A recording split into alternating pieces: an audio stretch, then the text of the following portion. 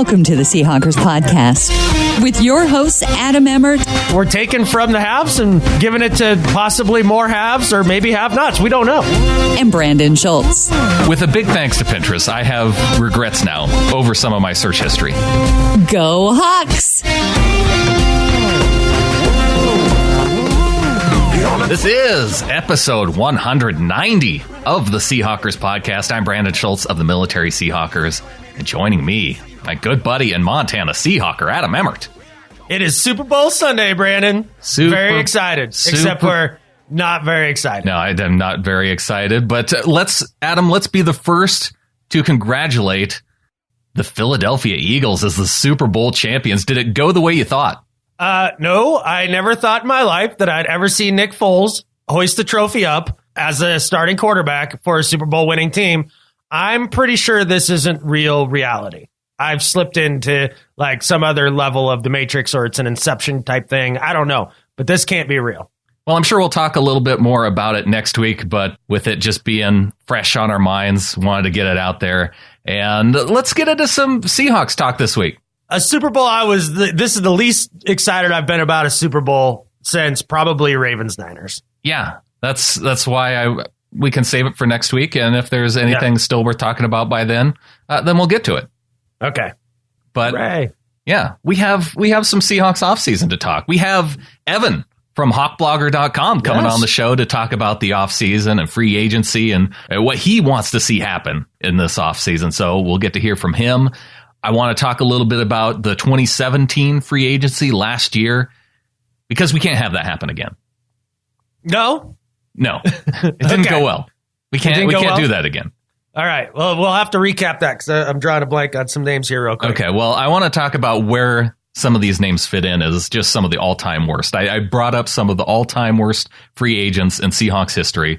Okay. I want to talk about where they might rank, and I want to talk a little bit about Jimmy Graham, because it seems like you and I and a couple other people that I've talked to, we've all kind of got the idea that Jimmy Graham probably not coming back, but it's going to leave a pretty big hole in one particular aspect of the Seahawks game, and I want to talk about that. And of course, we have Do Better and Better at Life this week. Well, let's get into it. Let's talk about the disastrous free agency of 2017. Well, it was disastrous because I know Eddie Lacy? Eddie Lacy would be one of the disastrous picks from the Seahawks 2017 free agency period. Luke Joeckel, another one. And then you have... I don't think you can peg Luke Joeckel as disastrous. And it was just a one-year deal. Joeckel was at least like almost competent. Almost competent. He was injured for a few weeks. But even still, like, he played. Well, the one of the more disastrous ones is Blair Walsh. Yeah, that one legitimately cost you games. Multiple games. Yeah. I guess the one swing and a hit would be Bradley McDougald. Oh, absolutely. They crushed it with McDougald. I think we'll still get him on a good contract, extended out here below market value, and a great extra little chip to have just in case Cam doesn't play again. Well, looking historically, let's go back to one of the early ones. 1993, maybe one that people don't remember. Nate Odoms of the Bills signs a 4-year, $8.4 million contract with the Seahawks. Wow. Gets his knees injured, never plays a snap for Seattle. Wow, that's tough. No, that's a name I hadn't heard forever. Right. That's going back to early 90s. So just looking at it in a few different eras, let's jump ahead a little bit to the Holmgren era. This might be the worst one of the Holmgren era. Grant Widstrom signed a 6-year, $33 million deal in 2004. He was a really good pass rusher for the Rams, and brought over to the Seahawks. He was okay. He had like 3 or 4 sacks per year. I just never had really the production that he had in St. Louis. I'd probably put him up there among the worst. He could be in the conversation, but there's a couple right off the top of my head that are far worse than that. Well, we'll see if this one will be on your list. Yeah. TJ Hushmanzada, 2009 of the Jim Mora era. I couldn't have been more wrong about a player. Yeah. Like, I actually thought Hushmanzada would be a heck of a player. Yeah. Like, and he had been very productive in Cincinnati. At that time, we needed a receiver so badly, and I felt like he was absolutely the answer. I thought he could really play. 5 years, $40 million, played one season for Seattle. Yeah. Yeah, and played is a very subjective way to put it. Kind of a head case, too. No, it just did not pan out to be the type of player he had been in Cincinnati. And then the two that really jump out to me for the Pete Carroll era, aside from the ones in this last year, Lacey and Walsh, probably the two others. And I don't know where to rank them in terms of these other two names. But Kerry Williams, 3-year, $18 million deal in 2015. Another one you were wrong on. You were excited about him. Yep. And Jamarcus Webb, 2 years, $5.75 million. Left the Seahawks in the middle of 2016. Got suspended, never played a snap this year with any team. He may not be back in the league. So those are two of the bigger names. There's some other names that, I don't know, they don't reach quite to that level for me. Who else jumps out to you that on your list? I mean, they did bring T.O. in for a workout.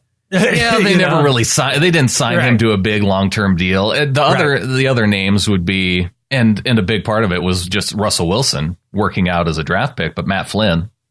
Yeah, and his 3-year deal. I'd say you have to throw Matt Flynn in there. I don't know if you have to. But Julius Jones, would you put him in there? No, he was okay. Was he? He ran well for a couple years. Okay, barely okay. I don't know. I just wasn't a fan of that signing because I never thought of him as a plus player at all, and we paid him plus player money. Some people put Mike Williams in there for the Pete Carroll era, but they didn't pay him a ton of money. Not really, and I mean they did get one season out of him. They got one good season, right? And Sidney Rice, he had such a big contract that it was almost impossible to live up to with his injuries. I don't think he ever caught more than 50 passes. But he had some productive games here and there. Absolutely. Yeah, I know, not a bust. But no, I mean, I think you're looking at all those guys, I think I'd probably put Kerry Williams maybe at the top of that. I'd put Kerry Williams in the top slot, especially for the Pete Carroll era. Yeah, if we're talking Pete Carroll era guys, yeah. If you and probably Eddie Lacy. Blair Walsh. Yeah. Because of the games he cost. Yep. Then Jamarcus Webb and then Luke Jokel. Yeah. There you go. Jokel was better than Webb. Like, he actually played. Absolutely, yes. Yeah, made it through the whole season on the team. It's just the contract number is the reason why I put him up in there. Well, I understand, but that's what linemen were going for. Like, I mean, it's not like... I mean, if you're just desperately trying to find guys, like, I get it. Yeah. It didn't work very well. That was desperation. Yeah, I know. But the thing is, now this year... Until you start to have a couple guys drop off the roster, they have, like $15, $16 million in cap room. Let's just agree that every team in the league has infinite cap room, and we really don't know what that means. Like, let's just pretend like that's not a thing because it doesn't seem to make a difference. Well, I don't think we can go out. There is a difference in terms of cap room for the San Francisco 49ers versus what Seattle has, because the 49ers, they could go out and shoot, they could sign multiple quarterbacks considering the number of the cap room that they have. And I was interested to think because Alex Smith this week traded to Washington. Yep. Which leaves Kirk Cousins on the open market. Oh, man. And I talked to Anthony a little bit about it this week on KGZ. And I wanted to get your thoughts on this because I think Arizona is definitely going to be a place that people are talking about as a place for Kirk Cousins to end up. But what about San Francisco? That was a place where he was floated before. Jimmy Garoppolo hasn't been signed to a long-term deal. San Francisco could be a landing spot for Cousins still. No? That's going to be Jimmy G. Don't worry about it. Don't even worry your pretty head about it. It's Jimmy G. And please God, please Arizona Cardinals, please go out and pay huge roster crippling money to Kirk Cousins. Please do that. Oh, my God, please do that. Do that now. Do it faster. Oh, please, please, please. That's how you get mired in mediocrity. Right there. Give a mediocre quarterback big catfish money. And a quarterback who has fewer postseason wins than Carson Palmer did. Yes. And that's hard to do because Carson Palmer doesn't have very many. Exactly. No, it is hard to do. And look, I mean, he's an average quarterback. And not only that, but then you take him out of Gruden's system. Now what do you have? Nobody knows. Like Alex Smith, oh, okay, he played well a couple different places. But, yeah, that is not the sense that you get with Kirk Cousins. I mean, that's a guy who I think benefited greatly from the system. And then this year did not have the same kind of year he had the previous year. The previous year where he really had his coming out party. Look at the weapons he had. He had dudes everywhere. Benefited from good coach, good scheme, and good weapons. And that's not what you have in Arizona. You have better weapons in Arizona than you would at some other places around the league. You still have Larry Fitzgerald, who's probably going to stick around. You still have... You really think so? When I look and see that he's scheduled to make $16 million in 2018... He's got 16 million reasons He's got 16 million reasons to play next year. Unless Cardinals are going to cut that money just to try and... they might have to do that. They are not doing that great in terms of cap number either. Yeah, good luck with that, Arizona. Please sign Kirk Cousins. Please sign him. And the main thing is just having the running back that they do. What, you're talking about Johnson coming back? Well, yeah, with Johnson coming back. Don't forget, he's coming back from a wrist thing. It wasn't like a leg or a knee or, anything like that. Oh, yeah, David Johnson's going to be fine. Yeah, you'd think David Johnson's probably going to come back pretty darn healthy. Well, one free agent that we've talked about losing in this offseason, Jimmy Graham, Adam. Mm-hmm. And we've kind of been talking as though it's a foregone conclusion. You have a ton of other places to spend that money elsewhere. The production you get in terms of blocking hasn't been great the past couple of years. The touchdown production this year, I think, was finally to the point to where we thought it was going to be when he came here. And whether that's just a chemistry thing that he and Russell finally worked out. There was so much. I think back to when the trade happened. Mm-hmm. There was a lot of hype around that. I was hyped about that because we had Marshawn Lynch on this team, who was one of the top red zone production machines in the NFL. Jimmy Graham, one of the top red zone production machines in the NFL. Getting both those guys on one team going into that 2015 season, that you were saying, oh, now that we have both these guys, this is going to be great. Now, Marshawn Lynch ends up getting injured. Jimmy Graham ends up getting injured. And that was the beginning of the offensive line being an absolute, complete, and utter dumpster fire. The first half of the season was the dumpster fire. Oh, yeah. And then they got it together, in air quotes, for the second half of the season, only when they got into the playoffs and went up against a real defensive line to get dump trucked for an entire half in Carolina. But so this last season, 10 touchdowns of red zone production. Clearly, by far, the most productive pass catcher, and anybody, because we didn't have any rushing touchdowns inside the red zone other than Russell Wilson. Right. That trade finally led to the red zone production that we wanted. And now that he may potentially leave, who fills that void? All 10 of his 10 TDs this year in the red zone. Doug Baldwin, possibly Paul Richardson leaving, those were the next two.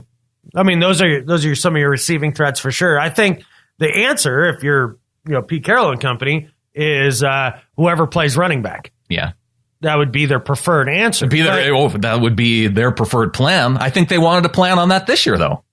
Well, here's some good news for you for a change. Okay. Oh, Brian Schottenheimer, as an offensive coordinator, has had 2 years where his rushing attack has been top 5 in the league. The year in 2009, he was with, was it Thomas Davis? Was that the guy's name? Whatever his name was. Anyways, they were number 1 in the league in rushing and also number 1 in the league when it came to rushing touchdowns.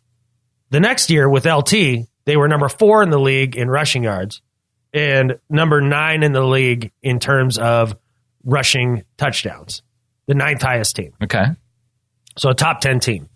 So when the running game is clicking in a Brian Schottenheimer offense, they can pound the rock into the end zone. Well, that's good news. Yeah, potentially. So the idea is that, if you let Jimmy go and you spend a little more on the offensive line and, maybe draft a back and, the other couple guys to change up the scheme, the whole thing, maybe use Russell Wilson a little more creatively in the run game that way, and voila, there's your red zone production without Jimmy. Well, if it could shift to 10 rushing touchdowns to make up for the production that we lost from Jimmy this last year, because there's one thing about the red zone that was actually pretty favorable for the Seahawks this year. Looking down the list for their red zone touchdown scoring percentage, 55.6, which was good for number 12 in the league this last year, the highest of the Pete Carroll era. Did they have the fewest number of attempts this year in the red zone, I wonder? Well, I looked at the number of touchdowns per game, and it's right around the middle. So in terms of, because I thought about that too, that were they in the red zone yet less? And I think the answer is it's kind of toward the middle. Going back to the percentages for red zone touchdowns, the best of the Carroll era was back in 2013, the Super Bowl season. They were number 14 in the league. They had 2.7 touchdowns per game, which is also what they had this year, 2.7 touchdowns per game. The highest going back, 2012, they had 3.1. 2015, they had 2.9. 2014, 2.8. Okay. So 2.7 right around the middle. Then they had 3 years where they were around 2.2, 2.3. 2010, 2011, and 2016. Yeah, that feels right. Yeah. Those years weren't offensive juggernaut years. Oh, well, we talked about red zone production last offseason on how terrible that was. And a big part of that was because you didn't have Marshawn and you didn't have Jimmy Graham producing at the level that you had him this year. And the offensive line was terrible. Let us not forget that. Even during the good years, we complained about the offensive line being terrible. Yeah, but they were at least a middle of a pack offensive line. I mean, the 2 years, the 2 Super Bowl years, I mean, they weren't the 34th best offensive line in the league, like worse than 2 college teams too that we lump in there. Yeah, but I do think that there is something to be said about the idea that Marshawn Lynch and Russell Wilson covered up some of those issues. Didn't hurt, but even Marshawn Lynch couldn't cover up the issues of the line the last 2 years. Well, the last year, not so much, but just his ability to break tackles was a lot better than really anybody in the league. That's what he excelled at. There's some, look, I will straight up, I don't know how many analysts have come at this with this exact same angle that you're coming at it now, where, well, Marshawn Lynch would have broke more tackles and ended up having a better year. Oh, not with this line. No. Or even the year previous. No, 2016, 2017, it was so bad that couldn't. Okay. Yeah. Yeah, I'm just talking about when he was here. That I can get on board. Okay, I mean it might have been a little better, but not significant. Yeah, he had gotten smushed back there. No, when you're getting tackled, somebody posted on Twitter this past week all of the negative rushing plays from the Seahawks this past season. But that was a long cut up. It was long and painful, and I'll be honest, I didn't finish it. I got about halfway through. Really? Yeah. I'd almost like to watch it now. It's also played at 3/4 speed. So that I can't do. They should have sped it up, really. You like everything sped up. You listen to your podcast like on chipmunk mode, where everybody's talking like 30 miles an hour. How about have it real time, like regular time, the way time moves in our perception of it, anyways. I don't know why you slow it down. That's for sure. No, we don't need to. You don't need to make it more painful. Maybe it was a Niners fan that put it together. They just wanted to rub it in a little. Well, there might be something to that. Well, Adam, what do you say we get into the interview with Evan? When we come back from the break, I want to talk about why this could be our final show. This could be the final episode of the Seahawks podcast. Well, wonderful. I feel like that's a weird thing to talk about, 20 minutes into the show. Well, this sounds dire, so stay tuned, folks. This week on the show, we welcome on Evan Hill from hawkblogger.com. Been a frequent contributor there for the past year, and he has a recent article about the 2018 purge that I wanted to bring him on and talk about. Evan, how you doing? I'm doing great. Thanks for having me on. Yeah, glad we could make this happen. You had an interesting article out this past week, and of course, everybody's talking about the coaching changes and how drastic those are. But pretty soon, we could start seeing some changes in terms of personnel as well. We've already started to see this week. We saw a trade between the Chiefs and the Redskins as Alex Smith going to Washington. And now with after the Super Bowl, we could start seeing some cuts from the team. So what should we expect as fans? What are you expecting? How drastically is this team going to be changing in terms of personnel before next season, do you think? Yeah, so that's a great question. And that's really the question of the entire offseason is, how much turnover are we going to see? Are we going to see the old guard leave? Are we going to see a bunch of new young and rookies kind of take on more leadership roles on this team? What's Pete Carroll going to do? I guess that's really like the big question that everybody's asking. I will say this. I think the coaching turnover was a sign of things to come with the players. At some point, this team has to move on from the aging veterans, whether it be mostly on the defensive side of the ball. just got a few veterans on the offense that we will probably move on from. But yeah, I think there's going to be a lot of turnover. I really do. This front office is so how would I say this? Aggressive. They're ballsy. John Schneider does not give a single flying crap, about what anybody thinks. So I would expect some really ballsy moves from them this offseason. And, you can kind of expect that every offseason. But I think there's going to be a lot of familiar names that are on the way out. And it's going to be painful. It's going to hurt because they're going to be some of our favorite players. But I've always said that it's better to be a year early out on a player than a year late. And this might be the case for several players, whether that be Sherman, Earl Thomas. You could rattle off a bunch of different names. But yeah, I think to answer your question, I think that we're going to see massive turnover on the roster. Well, how do you define massive turnover? Because I think there's certain guys that we kind of expect. Cliff Averill with his injury, we kind of expect that he won't be back. Cam Chancellor, we don't expect him back. Jeremy Lane, a guy that I wouldn't expect back based on his cap hit. And Averill falls into that too, as far as his cap number, along with the injury. But there's other guys that I hear Michael Bennett's name, Sheldon Richardson, he could be gone just because he's a free agent. I think Bobby Wagner, it would really shock me if he were to go. KJ Wright, because in Pete Carroll's closing press conference for the year, he named off KJ Wright, he named off Bobby Wagner, and he named Earl Thomas. And so it would surprise me going into next year if those three guys weren't on the team. Richard Sherman, I guess that would be a surprising move. I would say if he weren't on the team next year, along with Michael Bennett, along with some of those other names, if Earl Thomas is the only guy left from the Legion of Boom, then that would seem like a massive change. Yeah, so Earl Thomas, KJ Wright, Bobby Wagner are obviously all like really key cog defensive players, at least from my opinion. Let's just go down the secondary. Cam Chancellor is a really tough situation just because his $6.8 million base salary is guaranteed for injury. Yeah. And it hinges on whether or not he can pass a physical immediately post the Super Bowl. I think it's 5 days post the Super Bowl. And if he can't pass it on that fifth day, that entire base salary becomes fully guaranteed. So that's a pretty tough situation for the Seahawks. Obviously, looking back on that extension in hindsight, really risky with somebody of his age, the type of hits he gives and giving that kind of money to him. So that one really kind of bit us in the butt.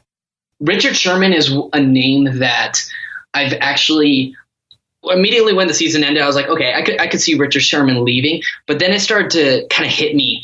Would another team even like trade for a soon to be 30-year-old corner coming off an Achilles injury? Obviously he's elite, and I think his prior production is obviously like historically noteworthy. Like I think he's a Hall of Fame cornerback, but he's going to be 30, and we've seen what the historical precedent is with corners, who hit 30. We've seen it with Revis. We've seen it with so many big name players. They hit 30 and these corners like hit a wall.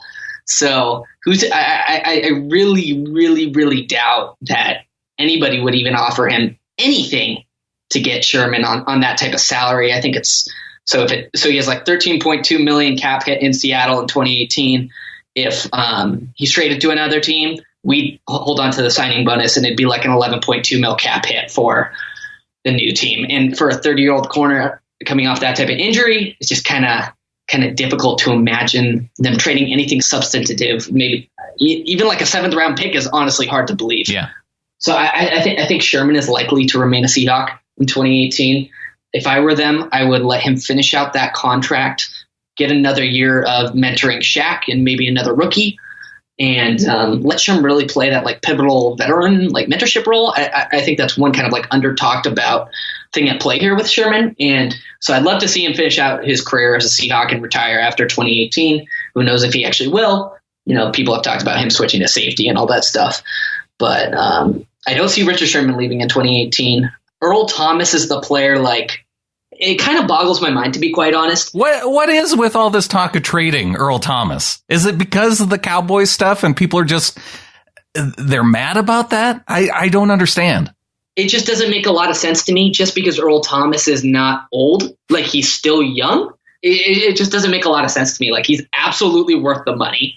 He's not incredibly injury prone. Like, he hasn't like torn his ACL a few times or anything like this. Like, he is a pivotal, dynamic franchise, Hall of Fame, cornerstone level player for this team. If I'm Matt Thomas or John Schneider, I'm offering him a $14 million extension tomorrow. Like, there's just zero question to me what to do with Earl. Well, when you get rid of some of these guys, it comes down to the question of who are you going to have to replace him? Yeah. And we've seen the team be able to go out and get guys like Shaq Griffin and bring in Byron Maxwell. And at the cornerback position, it seems like they can plug and play a few different guys. But they've never, outside of Bradley McDougald for a couple games for Earl Thomas, they have not been able to find a player who fits well into that position. I completely agree. And if you trade Earl Thomas, who's the backup safety, well, Bradley McDougald is a free agent. So is it Tedrick Thompson? Tedrick Thompson? Is that who your backup is? And he looked terrible this year. Yeah, I just don't think that's a bright plan. So it makes no sense to move on from Earl Thomas. John Clayton on 710 ESPN was like, they for sure want like the benchmark would be like a first round pick for Earl Thomas. To me, that's even crazy. Yeah. Like, are you kidding me? Like, a first round pick? He's Hall of Fame.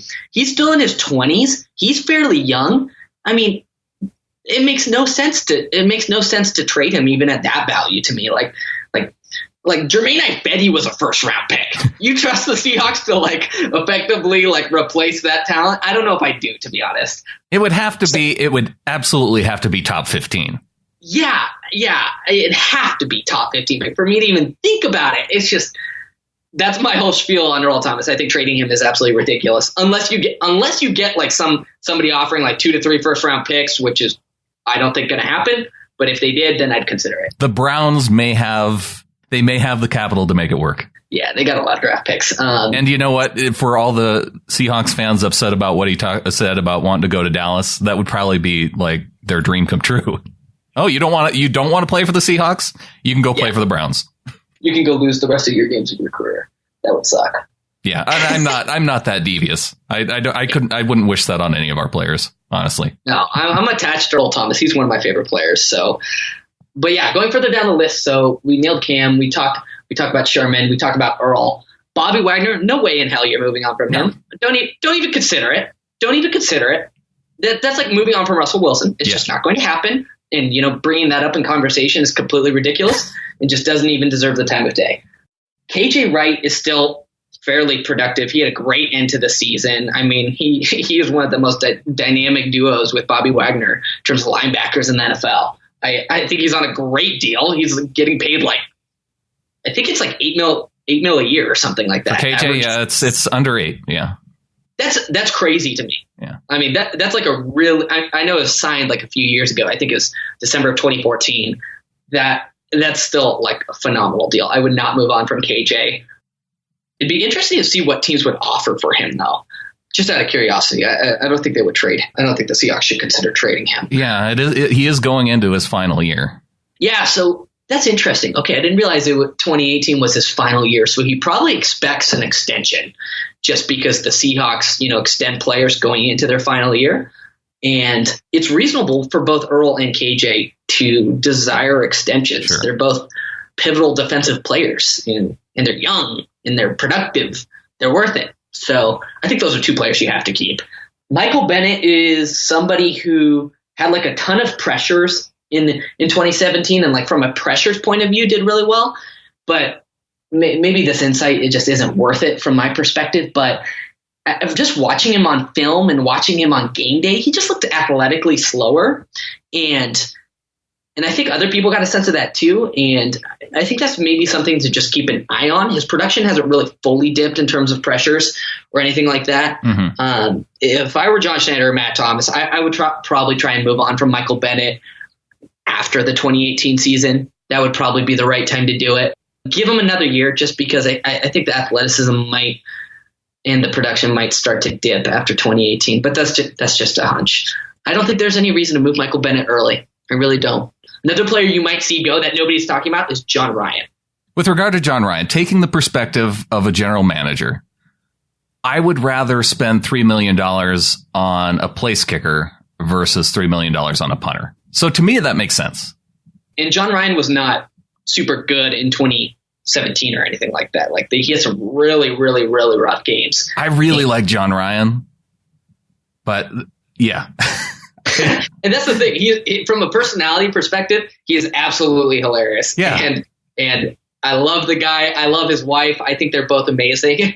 And it's just at the end of the day, when you cut him, I think you save like 2 or 2.2 mil. Yeah. And that's not nothing, So from a financial perspective, if that's extra money you throw at like Dwayne Brown in an extension or maybe at Earl Thomas in an extension, I just don't. I think you can replace that position at a better rate, just so much easier. Well, so and you have a couple guys too that are coming toward the end of their rookie deal. That with 1 year left, you have Frank Clark and you have Tyler Lockett.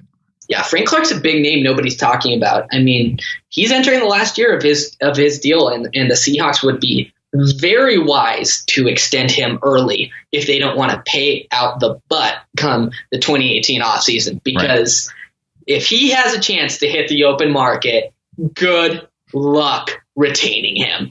You have no idea how much he could get. I mean, I could see a total bidding war on Frank Clark if he has another productive 10-sack season. Yeah. He's young. He's a pass rusher. He hits the quarterback. He gets sacks.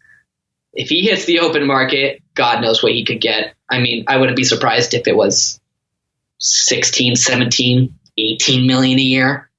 If the Seahawks could extend him right now for 13, 14, 15, that'd be ideal. Right, but, because then he would get his bonus money this year, and you'd be able to spread that out over the length of the contract, which would be a lot more helpful to the team than waiting until free agency. But you have Frank Clark. Well, you also have another guy on the defensive line that the Seahawks have to make a decision on, and that's Sheldon Richardson. And you look at him in your article, and you talk about ditching the middle class.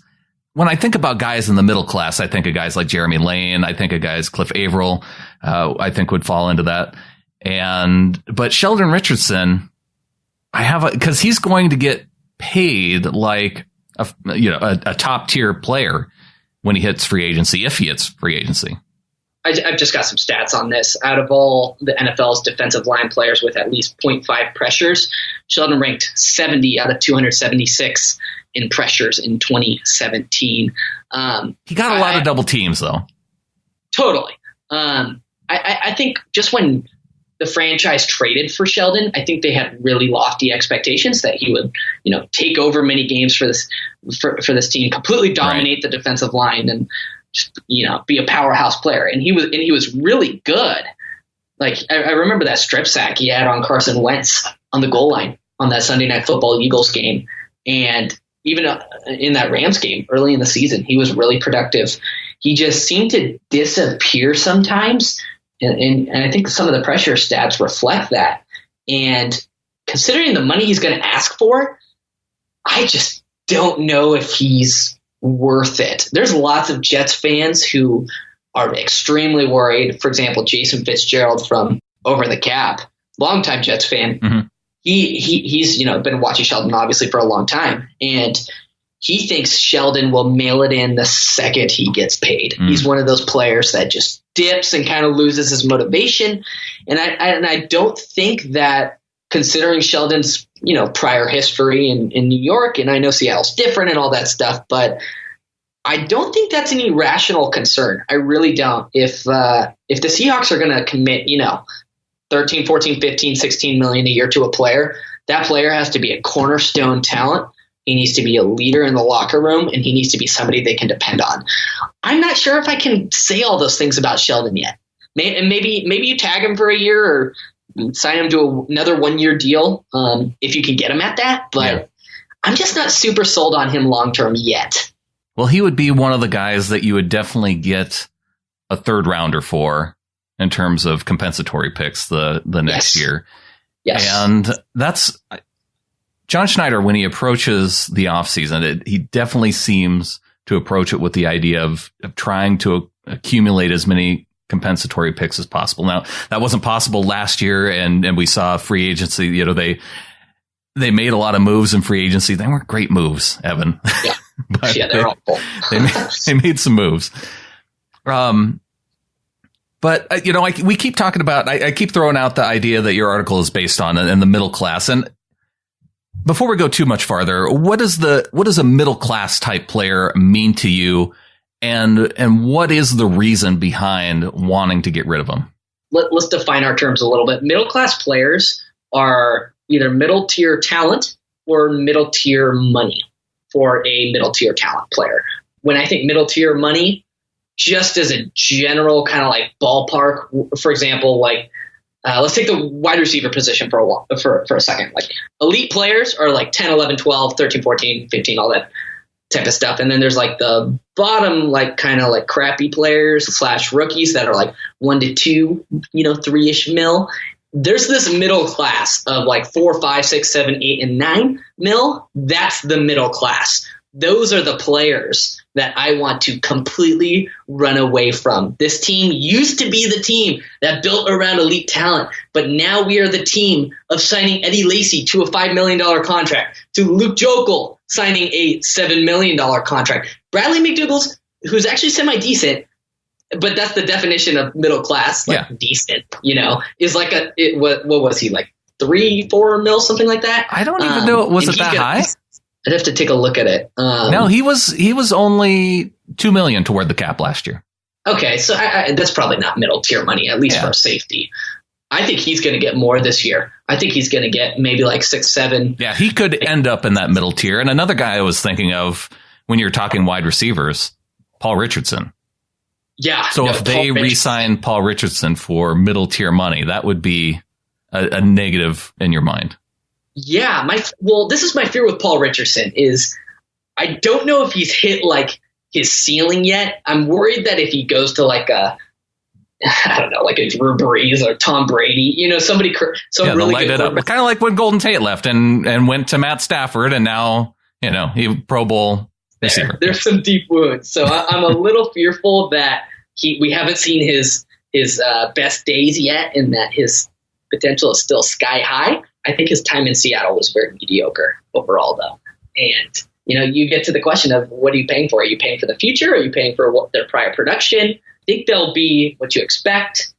But if you're paying Paul Richardson 8, 9, 10, 11 million a year, that's better than middle tier money. Yeah, because his role to me this year was the Jermaine Kearse role of last year, where a guy that you could throw it up to and depend on pretty well to come down with the ball. Now, Kearse had some up and down years. He actually had an up year after he left the team, which I completely predicted that he just had a bad year last year. But that's not a role that I see this team paying that kind of money for.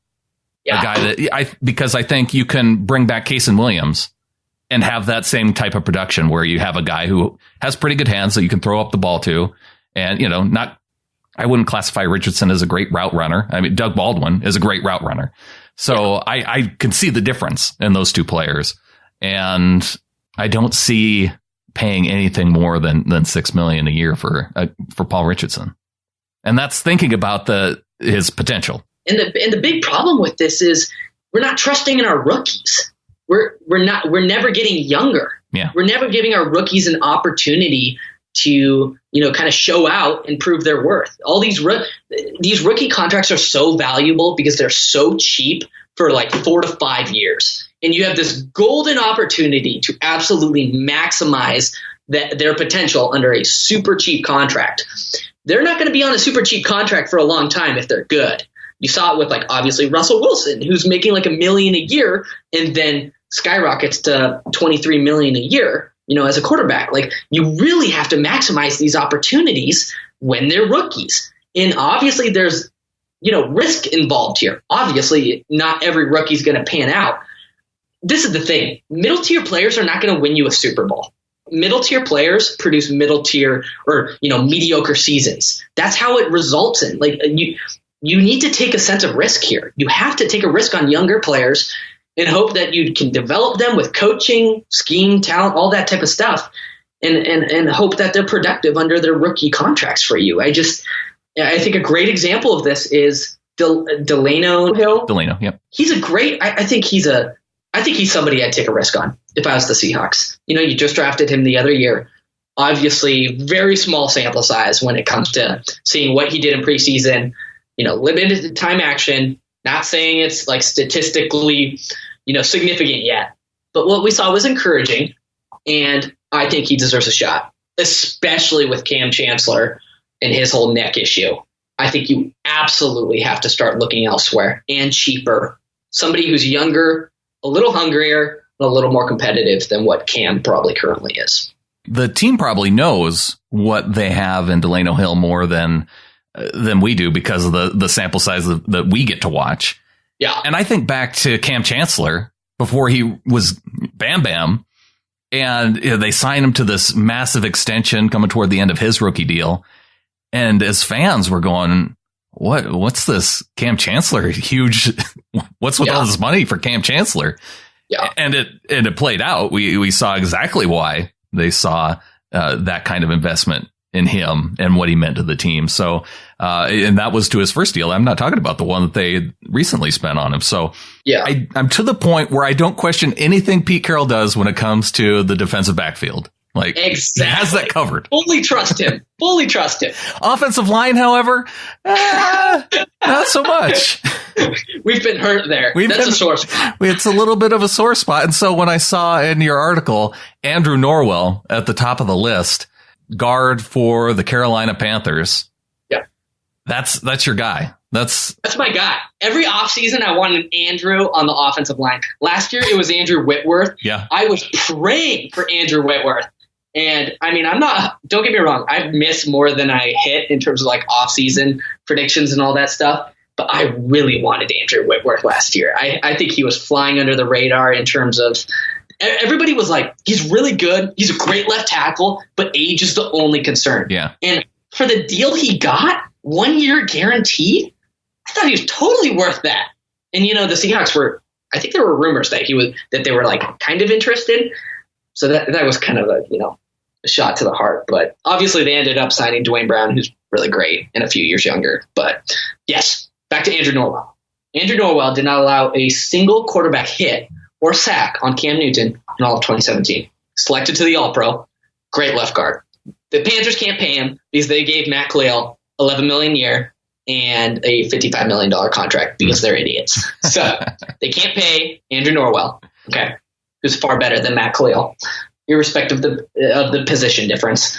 So basically there's going to be, whenever good offensive linemen, like really good ones, hit free agency, it's absolutely a feeding frenzy every single year. And it's kind of rare, though, actually, for somebody of his caliber to hit free agency. So there's going to be an absolute feeding frenzy. Teams are going to, I could see a total bidding war on him. So I wouldn't be surprised if the Seahawks got outbid, but man, would it be wonderful to sign him.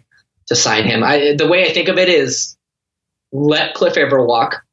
Okay, so that's like $7 million right there in cap savings. Cut Jeremy Lane. That's like $5.25 million in cap savings, I think. So that's what? Already 12.5, made almost $13 million. Cut John Ryan. What are we talking now? We're talking 14.5, close to $15 million a year. Would you rather have Andrew Norwell or those three players? For me, it's pretty clear. And when you put it that way, it makes a lot of sense. I think what it comes down to then when you're talking that kind of money, it's a very different question of what do you value versus what Pete Carroll and John Schneider value. Because when you have 14, 15 million, would you expect them to go after Andrew Norwell, or would you expect them to give that money to Sheldon Richardson?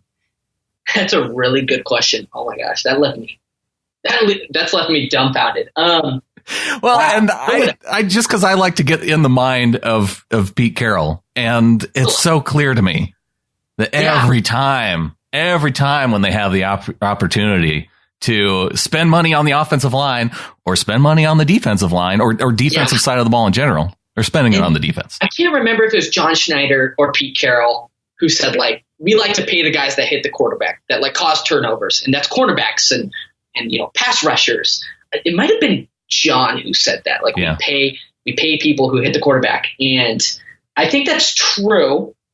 But the thing that kind of makes me stumble is they went heavy after TJ Lang.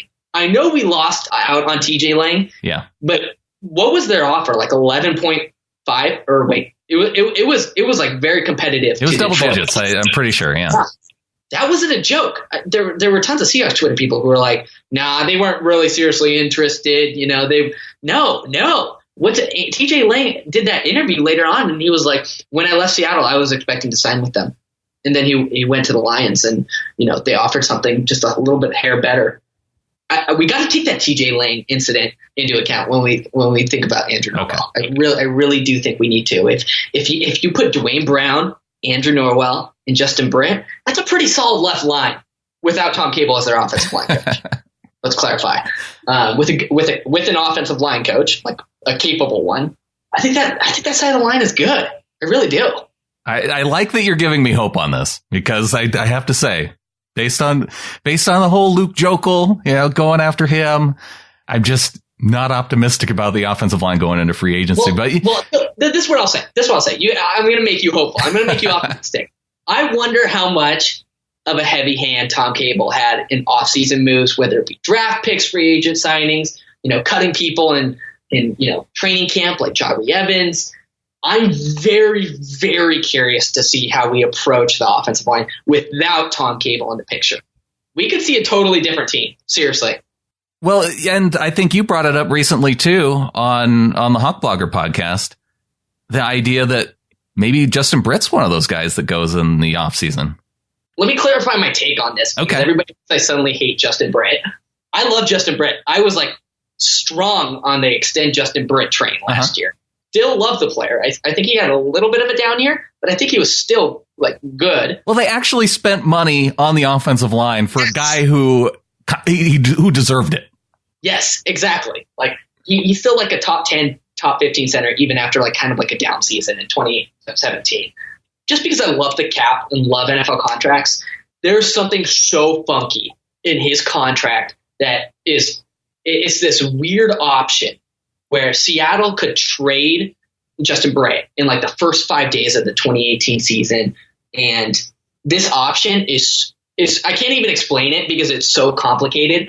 It's so rare in NFL contracts, but basically he has a signing bonus proration over 2018, 2019, and 2020. And that proration is an option, and it can forward up onto his 2018 base and increase his 2018 base salary, and the rest of the years would void. And then the Seahawks could trade him and save a few million. I'm not suggesting we trade him. It's just really, really strange that John put that out in this contract. And I remember talking about this on Twitter with Davis Hasu, another strong Seattle cap guy, and he was like, yeah, this is abnormal. Something's weird here. If Seattle ever theoretically wanted to get out of this contract, they could. So you consider this little weird option thing, which is very rare in Justin Britt's contract, and then you consider that Pochik was a very good center in college, and struggled at left guard and right guard this year. I think he kind of flew under the radar, actually, in terms of how much he struggled. Let me see if I can find it. Luke Jokel, per Pro Football Focus, they do great. I'm not a huge fan of Pro Football Focus grades, but I think the stats they collect are great, top notch, great resource. So let's rewind a little. Jokel allowed 28 total pressures on 422 pass blocks in 2017 for a 94.7 pass blocking efficiency. That ranked 55th out of 61 guards in the NFL. Who was 61? Ethan Pochik. Ethan was a rookie, yes, but he kind of flew under the radar in terms of not being super great in pass pro. So I give him a little bit of break, though, because his issue was so clear to me, and that it was strength. Yeah. Whereas a guy like Luke Jokel has had time to bulk up and be prepared for the type of pass rush that he's going to see. I'm giving Posick a little bit of a break. Jokel, I give no breaks to. That was a terrible move, and I don't expect him to be back.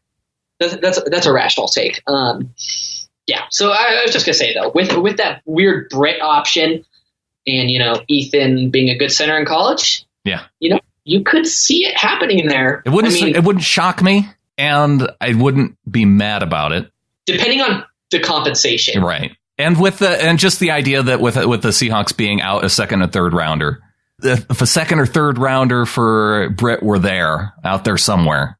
If they got a second for Britt, I think I'd do it.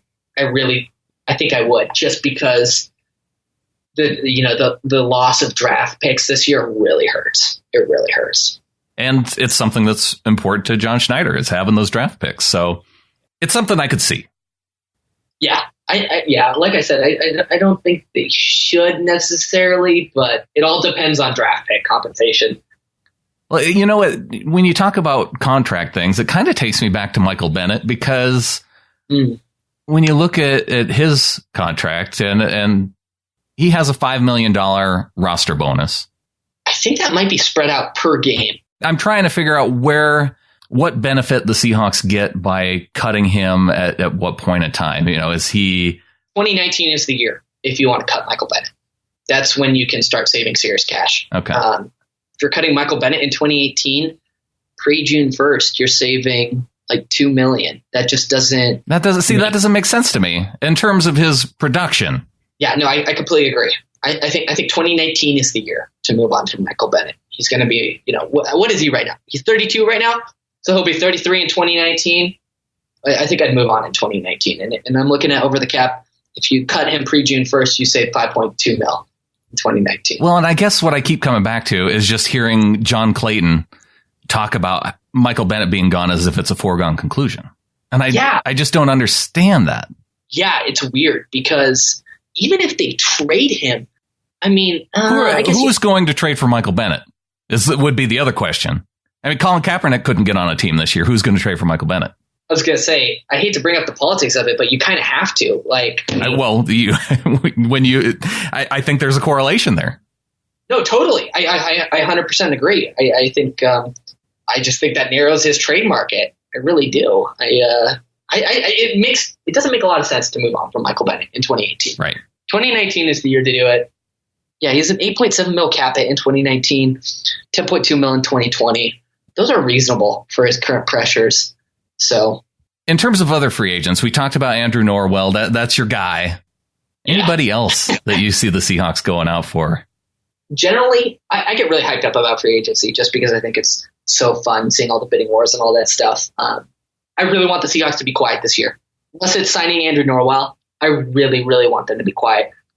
Top down in the organization, I want them to focus in these three areas. Getting hungrier, getting younger, and getting more competitive. If your offseason moves do not reflect those three moves, I don't think you should do it. And the big emphasis here is get younger.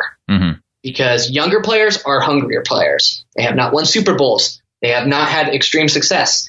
The ideal, pinnacle, hungry, more competitive player to me is Jalen Ramsey. I love Jalen Ramsey. Yeah. I'm a Jalen Ramsey fan. I might even get his jersey. I love him that much. He is a Richard Sherman style, early in his career, just nasty corner. I want to see the LOB, and I want to see our defense kind of talking trash again. I want to see this swagger back. I want to see this bully back. Right now we're old, kind of lame, and can't run the ball. It just kind of sucks. I want to get younger. I want to get hungrier. I want to get more competitive.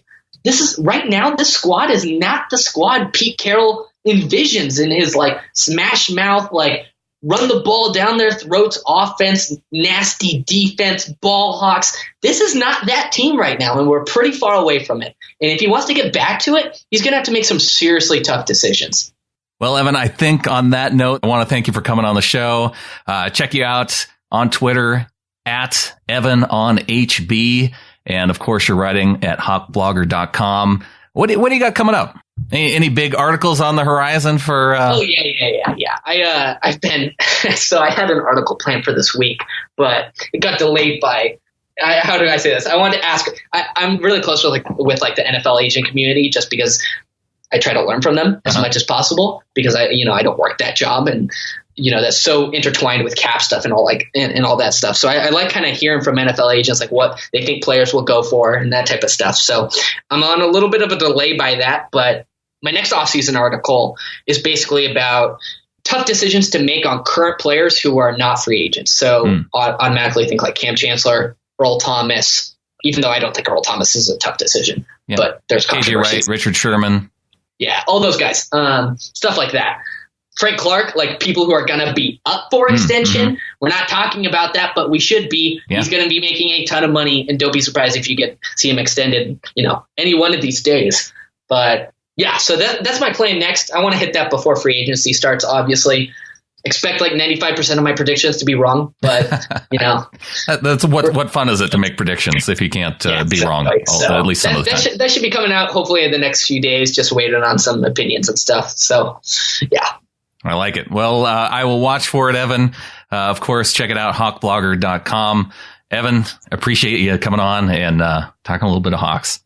Yeah, thanks for having me. A big thanks to Evan Hill, hawkblogger.com. Coming on the show this week. Hey, Adam. Yeah. You know what that music means? No, it's not an email from Michael in San Diego. It's not? But I do want to talk a little bit about breakfast. Ooh. Oh, yeah. Like bacon and eggs or breakfast? Breakfast, as the euphemism, breakfast. Okay, all right. Because Valentine's Day is coming up, and when I think of Valentine's Day, I think of breakfast. Wow. Your wife is a good woman then, because I think most often than not, Valentine's Day does not end with breakfast. It seems like it should start and end with breakfast. Yeah, I don't know. Seems like forced breakfast. When I think of breakfast, I think that you don't want to be having sweet breakfast on an old mattress. No, that's true. I mean, there's couches you could use, countertops, all sorts of other places. Or you could get a new mattress because Nectar Mattresses has a great deal going on, Adam. Go to seahawkerspodcast.com/sleep to learn about the Nectar Mattress 365-day guarantee, a year-long trial on your mattress. Will they still take that back if you try breakfast 365 times on it? Somehow I don't think that can work. I should look in the FAQ. Is there a maximum breakfast number? Right. Before you return it. Exactly. Well, you're not going to want to return it is the thing. Well, I would imagine not. I mean, because it's the memory foam type bed. Yeah. Yeah, I really want one of those. I've actually been looking, because mine's like a bed that I bought 7 years ago off of somebody who was like moving and like it was old to them. And I don't sleep well. And you bought somebody else's used mattress? There's somebody I knew. Okay. What? Well, you don't know how many times they've eaten breakfast on it. Have you slept in a hotel room bed? That's true. Okay, there you go. Thing. Get off your high bed. Bunch of crap. But anyways, I think something like this Nectar mattress would be super cool to try. With 365 days to like give it a try out. Yeah. That's hard to go wrong. It could be the New England Patriots in the Super Bowl again, and you could still be testing it out. How much would like a full size cost, Brandon? Because that's what I need. I need a full size. Looks like they have a deal going on right now. If you go to seahawkerspodcast.com/sleep and you click the button to get your mattress, it comes up on Queen. Currently $670. It's $125 off. You get 2 free pillows. I'm going to go down to full for you. Regular $700 with $125 off. That's $575, and you get 2 free pillows. And they deliver it right to your door. That's not bad. I could use the pillows too, by all accounts, no doubt about it. Free shipping, free returns, 365 night home trial, forever warranty. Not a bad deal. Forever. What happens when the sun envelops the earth as it goes supernova? They still get a warranty at the end? If Nectar is still around, I'm sure they'll honor their forever warranty. I don't know. Their lawyers need to think about that too. Yeah, maybe lifetime instead. Forever is a long time. Forever, ever. I don't know. And it has a little infinity symbol too. It's an infinity symbol inside the sun. So I think that means the sun's going to be around forever. There it is. That must be true. Okay. It's science, people. I like the way their scientists think. I do too. I don't know. I might have to give this a try. This doesn't come with one of those box springs, right? Oh, you don't need that. No, because box springs are for suckers. It says it works with all frames, so you just use what you have, or you buy a piece of plywood. Yeah, which is what I have. It works. Mm-hmm. So check it out, seahawkerspodcast.com/sleep. There's no time to sleep, Brandon. We got more stuff to cover. No time to sleep, like Russell Wilson says. Yeah. He had a terrible performance in the Pro Bowl, so there you go. Did he? Yeah, it wasn't great. They didn't put him in the fourth quarter. Oh, well, that was screwed up. I know. If you're the NFC coaches and you watched any kind of Seahawks football at all, or just paid attention, you put Russell Wilson in the fourth quarter, not Jared Goff. No. They just cost him $32,000 of the bonus money for the win. Yeah, they screwed themselves out of that. No doubt. But yeah, Russell Wilson was not good in the passing competition either. He wasn't under pressure. Yeah, I guess we should have had some of the AFC linemen go stand in front of that barrier and start running at him. Yeah, I think it would have been better. He should have just done some pirouettes before he threw every ball. Well, he did. The dude that won the pass catching competition, Russell was throwing. Yeah, that was the one place he shined. Yeah, he was good in that. But then I don't know. Did you watch the Pro Bowl? I did not watch 1 second of the Pro Bowl. I was editing our last show during the Pro Bowl, and I just had it on my phone. And caught little bits here and there. But I did tease this before. People are probably still wondering why this could potentially be our last episode, Adam. Are you feeling lucky? No, not super lucky. But I mean, I'm just saying there's a chance. And okay. We're coming up on 1 million downloads for the podcast over the lifetime of the show. And it got me thinking, with a trip that I'm making to Vegas over Super Bowl weekend, that maybe it would be fun to go place a $1 million bet. Ooh, I like it. Now, I don't have $1 million to bet. You don't? No. Oh, well, why are we friends? I thought you were rich. I don't know why you thought that. Oh, okay. But there is a way, I found out, and I could be totally wrong about this, but the way parlays work, you're able to pick against a number of different prop bets. Mm-hmm. And if you add all those up, I found a way that I could place a $9 bet. Okay. And if 20 different things go right for me, I could win $1 million. I think this is a lock. A lock. Tell me about these 20 things, Brandon. Okay, let's go down the list. I put it into 4 different categories. I have a scoring category, a quarterbacks category, a rushing receiving category, and a kicking category. And in each one of those 4 categories, I have 5 different bets. Okay. All right. The first one. Will either Super Bowl team score 3 straight times? I say no. Okay. I'm with you on that. You're on board on that one. Okay. Yeah. Will either team score in the final 2 minutes of the first half? I say yes. I agree with you on that too. Will either team score in the final 3.5 minutes of the game? I say yes. I would say both teams. Could be. 3.5 minutes is a long time. Mm-hmm. Shortest touchdown of the game. The over-under is 1.5 yards. Wow. I'm going to go with over. Yeah, that's probably that's what you do. I think that's the safe. That makes sense. I don't know if that's a safe play because you do see quite a few 1-yard touchdowns. There's that whole Brady sneak thing. I'm going to say that they don't get that close. Okay. So I'm taking over 1.5 yards for the touchdown. That Gronk is just going to score from 15 yards out every time? Yeah, well, I think it's going to be relatively low scoring. So that's why I think there'll be fewer chances inside the 5.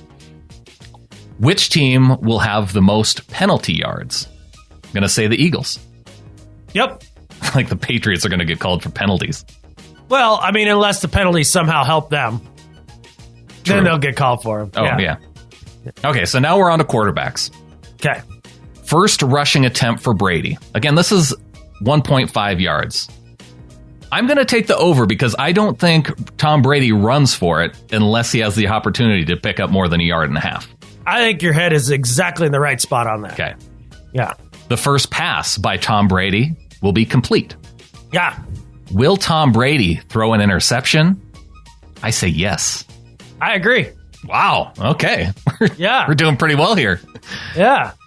I feel, 8 picks in, I'm feeling pretty good about myself. I think you're Nostradamus here. Okay. Will Nick Foles throw an interception?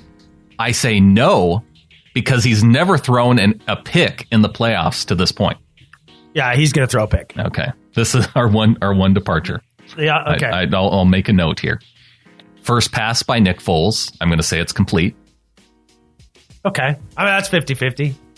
Yeah. And there's a coin flip one in this. I didn't want to leave it up to a coin flip. Yeah.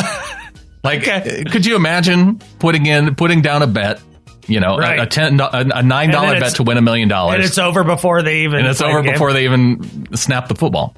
I think you're thinking. Right. Although when I get to the kickoff point, there's a potential for that too. But okay, all right. So halfway in, we only disagree on one, and you're kind of iffy on another. Let's get into some of the rushing and receiving. Okay. First rushing attempt by, and I don't know who to go with. I kind of only went with Eagles running backs, but I kind of want to go with a Patriots running back too. First rushing attempt by Jay Ajayi, over under 3.5 yards. I took the over. Ooh, I'd go under. I kind of want to pick the Patriots running backs as under. Well, wait a second. I'm thinking of the Patriots defensive line. Yeah. Yep. And early on in the game, I think you could have some rushing success. Right. Before they go in at halftime and make adjustments. Yeah. So I took both Jay Ajayi and LeGarrette Blount to go over 3.5 yards on their first carry. Ooh, that's hard. Both of them? Yeah, that's why I kind of want to take James White as the under. I think that's a way better idea. Okay. I'm going to change LeGarrette Blount to James White and take the under. Okay. And first reception by Torrey Smith, over under 9.5 yards. I'm going to take the over. Well, yeah, all he catches is bombs. Yeah. But then if he doesn't catch anything, it would be the under. But oh, does it? Okay. Well, Torrey Smith needs to have one. He needs to have one catch of 10 yards or more. Mm-hmm.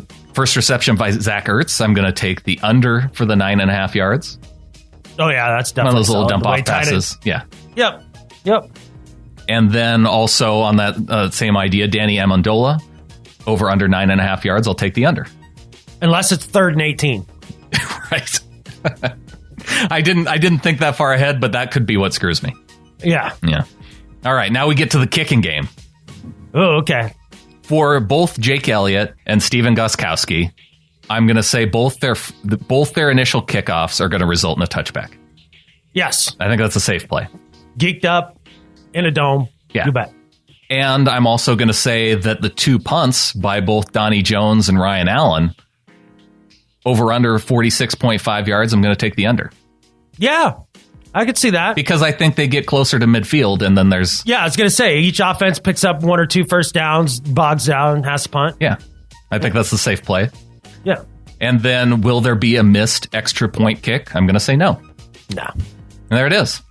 All right. I think we're actually in consensus on this. Except for the Nick Foles interception. I thought we'd be way different when you went through this. Maybe I put in a bet for you that Foles' first pass will be incomplete and that he'll throw an interception. All right. I'll toss $9 at that. Okay. If you want to toss $9 at yours. Okay. And then if either one of us win, we can split it. That's $250,000 for one of us. Because we're gonna have to give half to the government, right? Yeah. You've been up on this new tax plan. I didn't think we had to pay taxes anymore for big ballers. Well, are you a giant corporation? Well, maybe we need to be. Oh, trust me, I am changing my the way that my business is set up to take advantage of said tax plan. Yes. All right. Even though I think it's stupid, I'm still doing it. See, I'm maybe we need a tax professional to weigh in on this. Since we're talking about this on the show, we incorporate our podcast as a corporation. Right.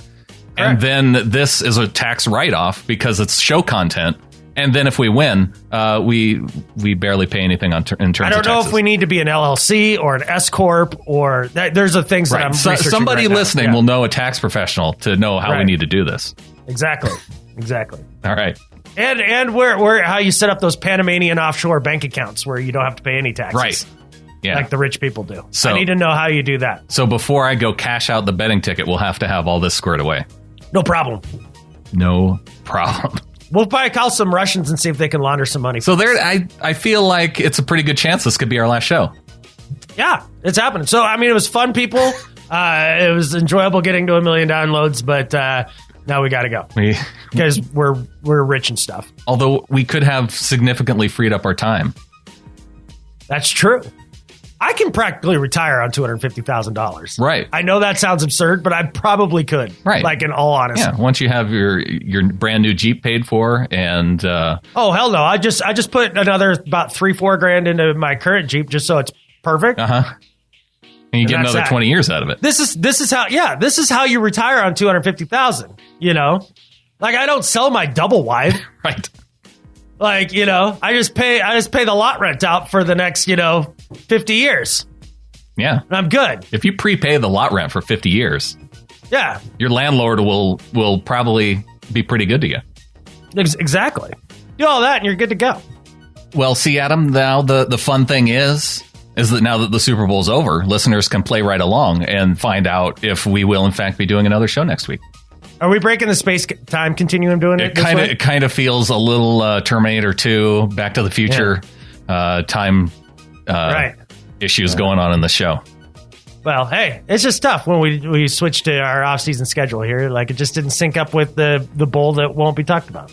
But that leads us right into the Pick'em League. Now, $1 million would go a long way to having some even better Pick'em League prizes next year. But I think we did pretty well this year anyway.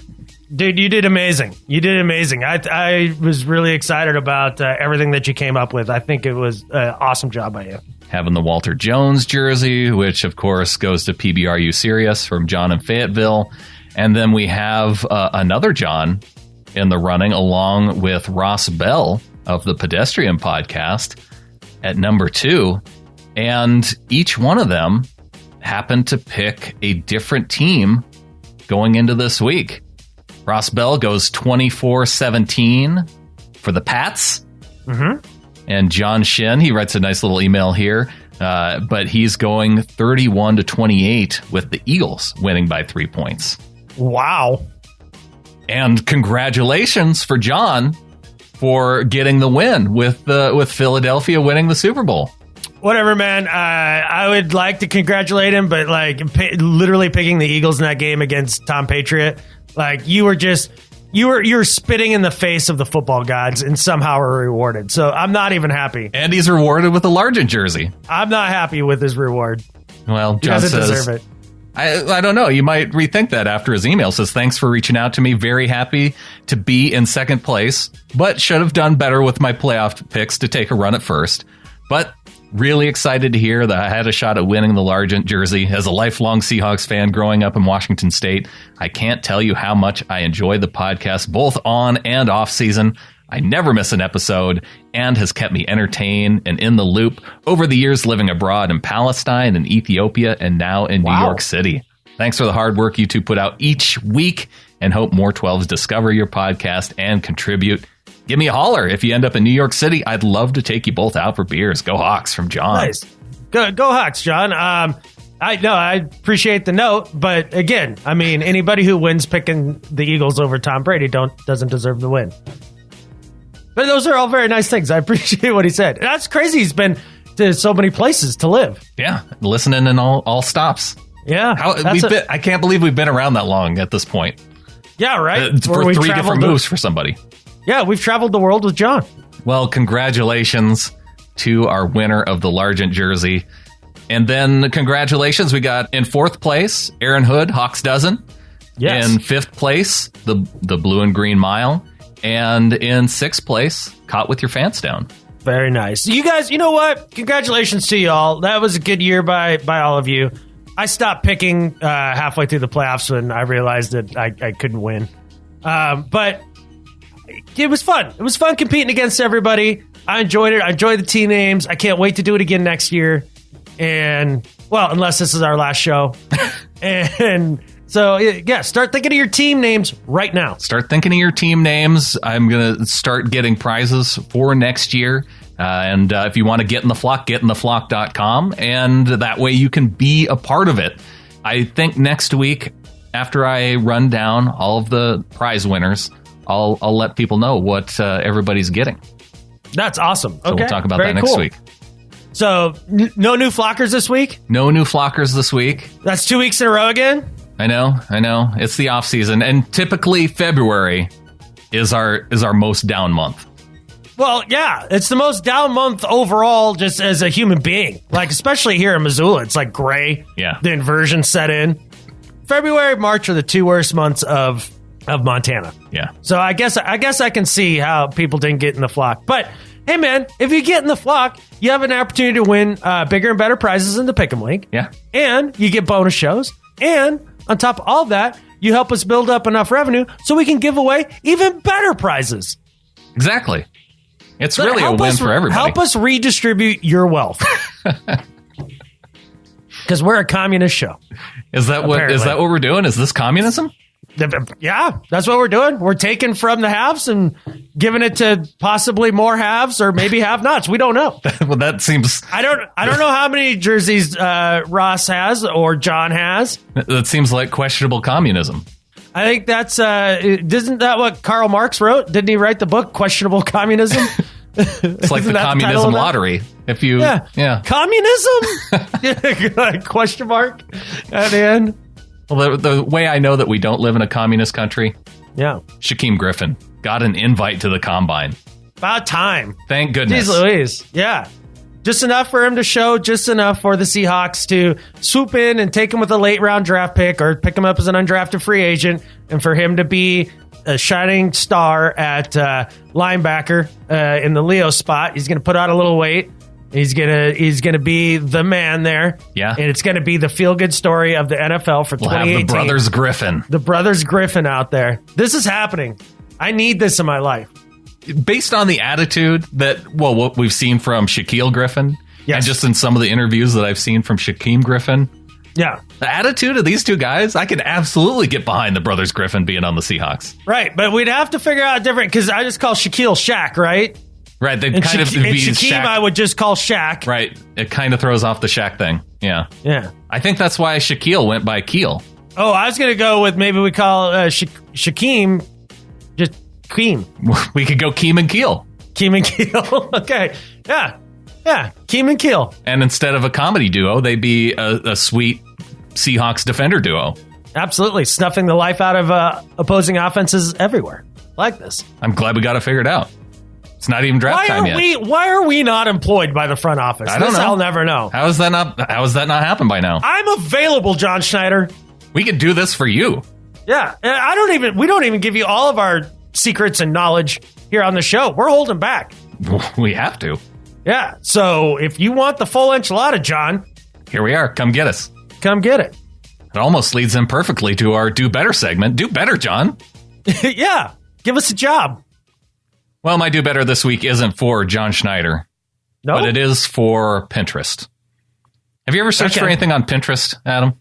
It's maddening. It is the dumbest thing in the world. And then there's you can't, more often than not, when you find it on the Pinterest, you can't click on it and it won't take you to for example, I was looking up lifts for Jeeps, right? And so it brings up all these pictures I like the looks of that one. And I click on it. There's no link to go to where the lift is. And it doesn't even tell you which one it is. It's just lifted 06 Jeep Liberty. Well, here's the problem. I think you actually have the Pinterest app. And I think this is why they do this, because with a big thanks to Pinterest, I have regrets now over some of my search history. And I think a big part of it is because just to get to the information, you have to get the Pinterest app. You have to give them your email. Mm-hmm. Well, it's the giving them the email part. That's the problem because, I have an admission to make. Sometimes late in the evening, Golden Girls is on. My wife loves Golden Girls. Who doesn't love Golden Girls? It's a great show. We watch it. Yeah. But if you've ever watched Golden Girls really closely, hanging on the wall in their kitchen is this strange phallic-shaped tin mold.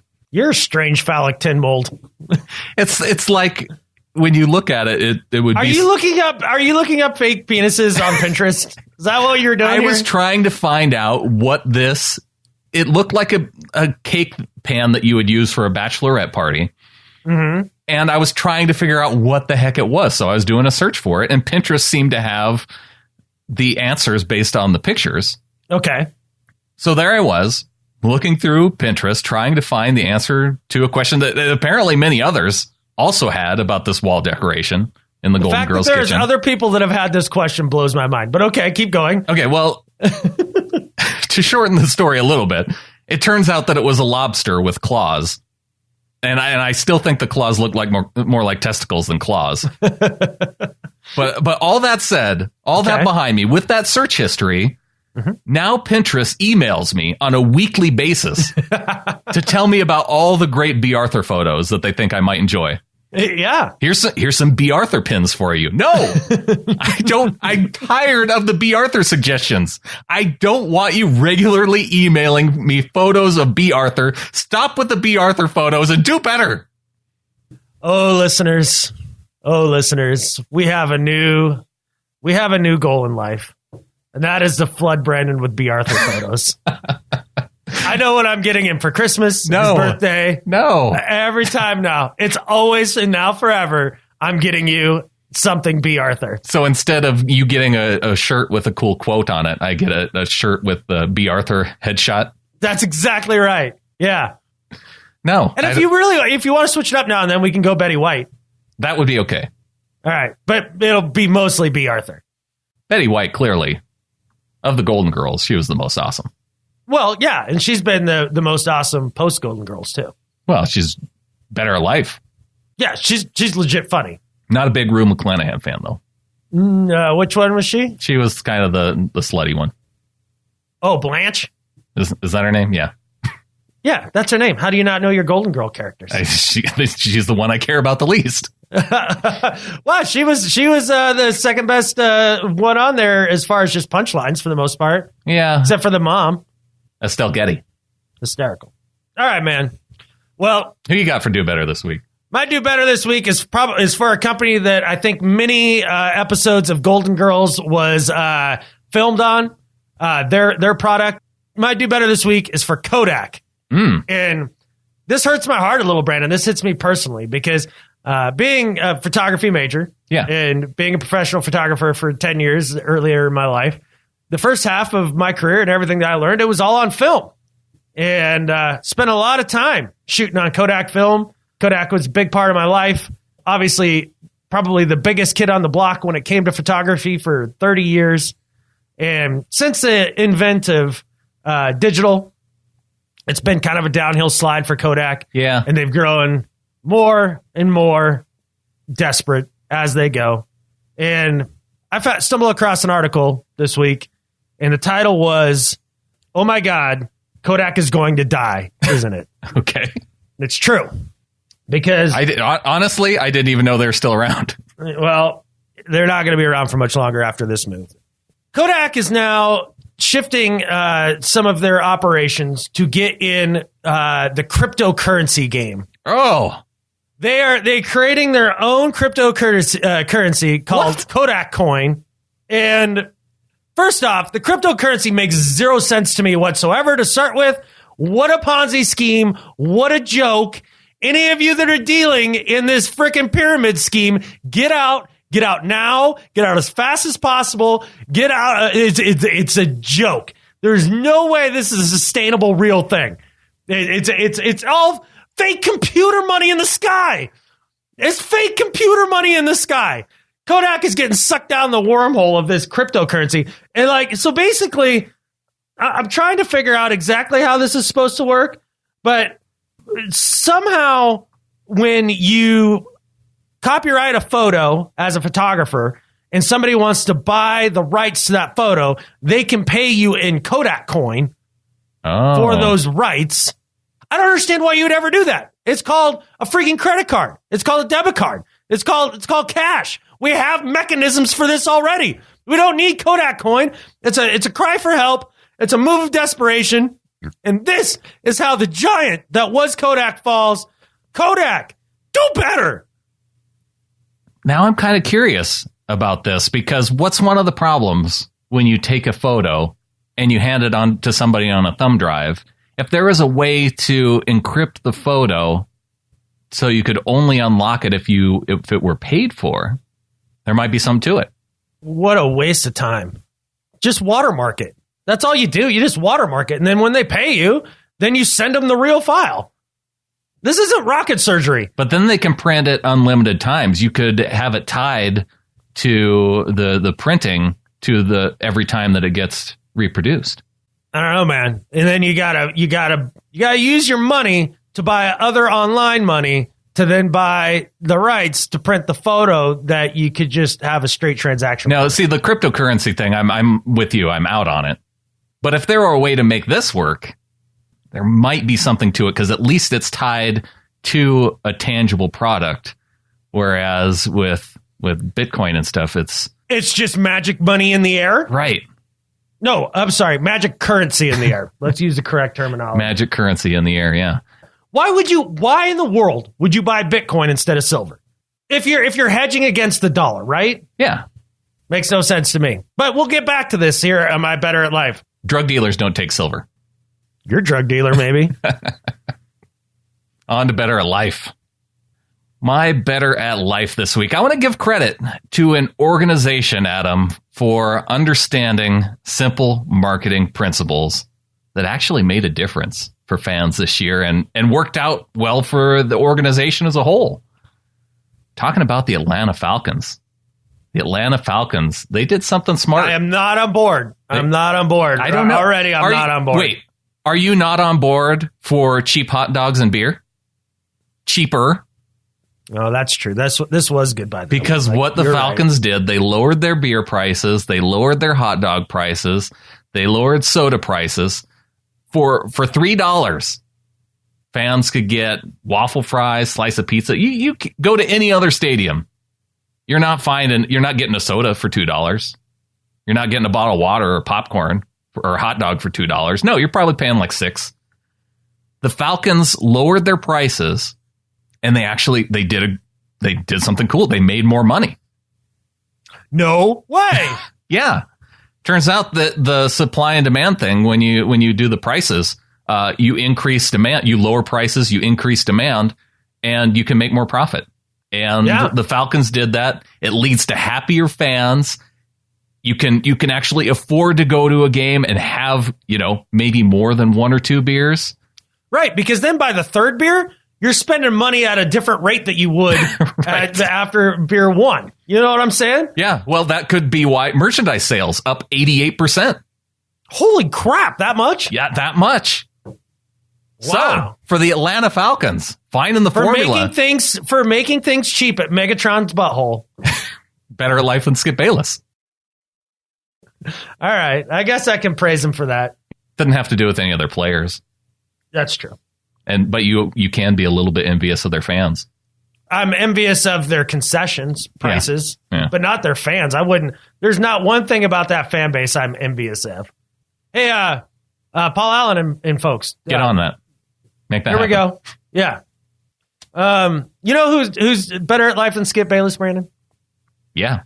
He's almost everybody. But you know who told him that to his face? Oh yeah, Richard Sherman. Richard Sherman. He's the one that started this all. He's better at life than him. We knew that. Yeah. And so my better at life than Skip Bayless this week goes to the namesake, goes to the originator of the phrase, none other than Mr. Richard Sherman. Now, Richard Sherman is a smart guy, so he spends his time in the offseason he spent a lot of this time rehabbing since he tore his Achilles, trying to learn about new things and all of that. But he got sucked into, what would you guess, Brandon? Cryptocurrency. Oh.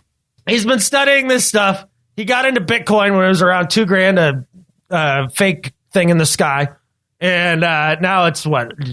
Who knows? I mean, every minute it changes up and down. So I think it's around 10 to 20,000 or some crap like that now for the imaginary currency in the sky. Anyhow, he's involved with it. He's involved with some other cryptocurrency. Like, how many cryptocurrency companies are there going to be? He's involved with one called Robinhood. I don't even know what it is. It doesn't make any sense. The thing about cryptocurrency is that we could go out and make our own tomorrow. Yeah, which is stupid. So at the end of the day, Richard Sherman, it's all right. He's a multimillionaire. He's got money to play around with this stuff. Like, this is a hobby, right? Yeah. But he's really looking out for the people that shouldn't be involved in this sort of stuff, like his grandmother. His grandmother wanted to get into this and had tried to do a little research and all that. And Richard Sherman took his grandmother aside and said, Grandma, no. This isn't something that you want to put your money in. And for protecting his grandmother from the absolute Ponzi scheme that is freaking cryptocurrency, Richard Sherman is better at life than Skip Bayless. The thing is now that like the big dog investors are into it, that's bad news for the rest of us too, because they know what they're doing and we don't. And so if you're a wannabe day trader, probably not a good idea to get into cryptocurrency. Tell me if you know how many different people I've asked. I was talking to a woman last night who is invested in Bitcoin. Yeah. And I asked her to explain the process. She actually did some of the mining. She has no idea how it works. If you're involved in something on an investment basis and you have no freaking clue how it works and you don't have somebody running it for you, you're in deep catfish. Well, the mining part, the only thing that you're going to lose is the cost of the equipment and the electricity it takes to run your computer. I guess.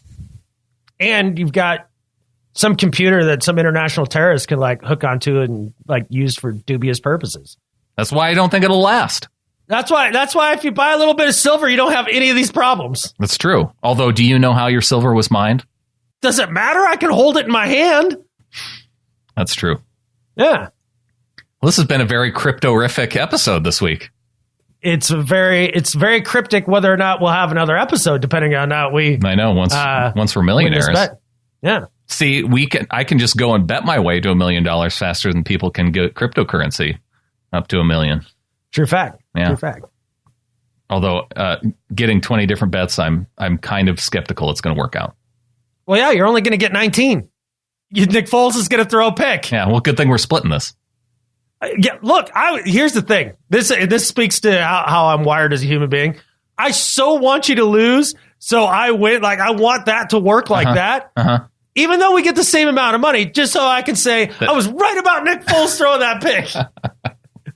That'll feel good. That $250,000. So that's going to be the one difference between the two tickets that I put in. Right. Because they're both going to have my name on them even. I know. Yeah. Okay. Yeah, I trust you. Okay. Yeah. Well, as a special thanks to everyone, our contributors, our monthly contributors of $12 or more. It was a good run, and we thank you for making this happen. Absolutely. It's like rolling credits at the end of the movie right now. Exactly. Who's the key grip? That would be DCH in Sparks, Nevada. All right. How about Master Grip? Ron in San Francisco. Director of lighting? Ross in Eureka, California. Oh, yeah. Ross is actually a lighting genius. That's true. There's a lot to be said that. Set design. Ella in Woodway, Texas. Yeah, she's got great taste. Who is the head of casting? Christina in Manassas, Virginia. Okay. Executive producers all would be the following. Mark in Curepe, Western Australia. Jameson in Murray, Utah. Summer in Vancouver, Washington. David in Camas, Washington. James in Linwood. Hector in Seattle. Rowe in Federal Way. Keegan in Colorado Springs. Sven in Teltow, Deutschland. Craig in Camas, Washington. Tim in Austin, Texas. Young in Anchorage. Gary in Chappaqua, New York. Becca in Manhattan Beach, California. Keith in Covington, a.k.a. Flocktimus Prime. John in New York City. Sam in Altadena, California. Garrett in Northern Ontario. Taylor in Edmonds. John Paul in Palmer, Alaska. Kathy in Eureka, California. Anna Lisa in New York City. Joshua in London. Kevin in Keene, Texas. Brandon in Huntersville, North Carolina. Crystal in Oldsmere, Florida. Paul in Jacksonville, North Carolina. Christian in Bergen, Norway. Dave in Hong Kong. Mike in Anchorage. Pepper in Greenville, South Carolina. Lisa in Seattle. Craig in Pasco, Washington. Thomas in the Bronx, New York. And Glenn in St. Cloud, Florida. You guys know exactly how awesome you are. You don't need me to tell you, but you guys are pretty freaking awesome. Thank you so much, guys, for your support. Is that the apology that can Dave Bloomquist, can he accept that as your apology now for calling him awesome, irrational? But still be a whiner about the Patriots. Yeah, but you called him irrational, and he did have some actual rational thoughts on his hatred toward the Patriots. No, he didn't.